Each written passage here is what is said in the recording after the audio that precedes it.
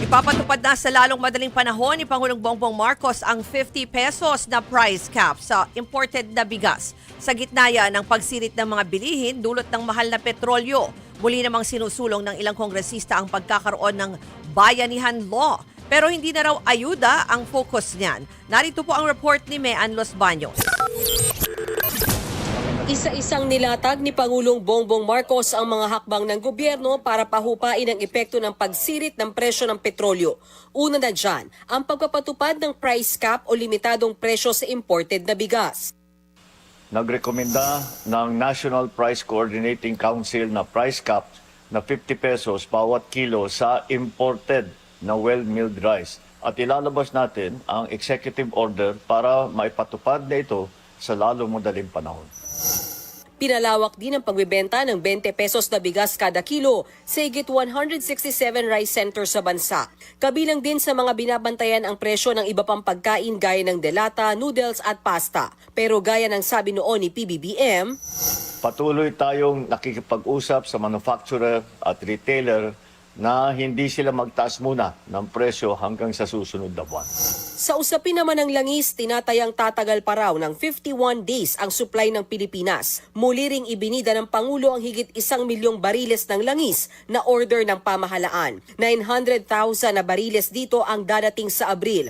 Tuloy-tuloy din ang pamimigay ng ayuda at fuel subsidy sa mga magsasaka, maing-isda at transport sector. Samantala, bumuo na ng Agri-Agra Crisis Committee si Senator Kiko Pangilinan kasama ang Department of Agriculture at Department of Agrarian Reform para bantayan ang supply ng pagkain at tulungan ng mga magsasaka at maing-isda.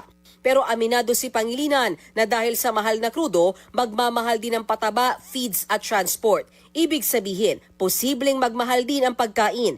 Kaya suportado niya ang panukalang supplemental budget na nauna ng inihain ni Senator Risa Hontiveros na nagkakahalaga ng 52 billion pesos.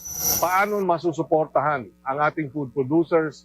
Paano masusuportahan yung magsasaka, mangingisda, jeepney driver at iba pang sektor na apektado dahil nga dito?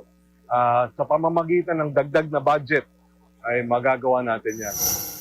Nananawagan naman Senator Bam Aquino ng price freeze, hindi lang sa basic goods, kundi pati sa diesel at gasolina kapag may state of national emergency. Habang si Senador Amy Marcos, iminungkahing itigil muna ang paniningil kapag may utang sa SSS, GSIS, Pag-ibig at PhilHealth. Huwag daw munang kaltasan ang sahod para makasabay sa taas presyo. Suportado yan ni Senator Joel Villanueva, pero meron daw dapat malinaw na guidelines. Muli namang isinusulong sa Kamara ang panibagong Bayanihan Law. Sakop ng panukalang Bayanihan 3 ang pagpupondo sa ayuda programs para sa low-income households gaya noong COVID-19 pandemic. Pero hindi na raw ayuda ang focus nito.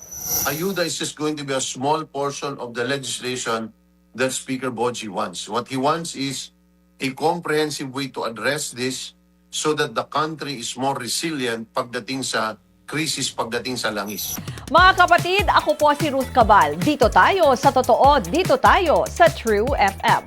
Mag-follow at mag-subscribe din po kayo sa aming social media accounts at True Network PH. Diyan po yan sa aming X na dating Twitter, sa FB, sa Instagram, sa YouTube, sa TikTok at sa mga podcasts. At syempre, tutok din po kayo sa Signal True TV Channel 19.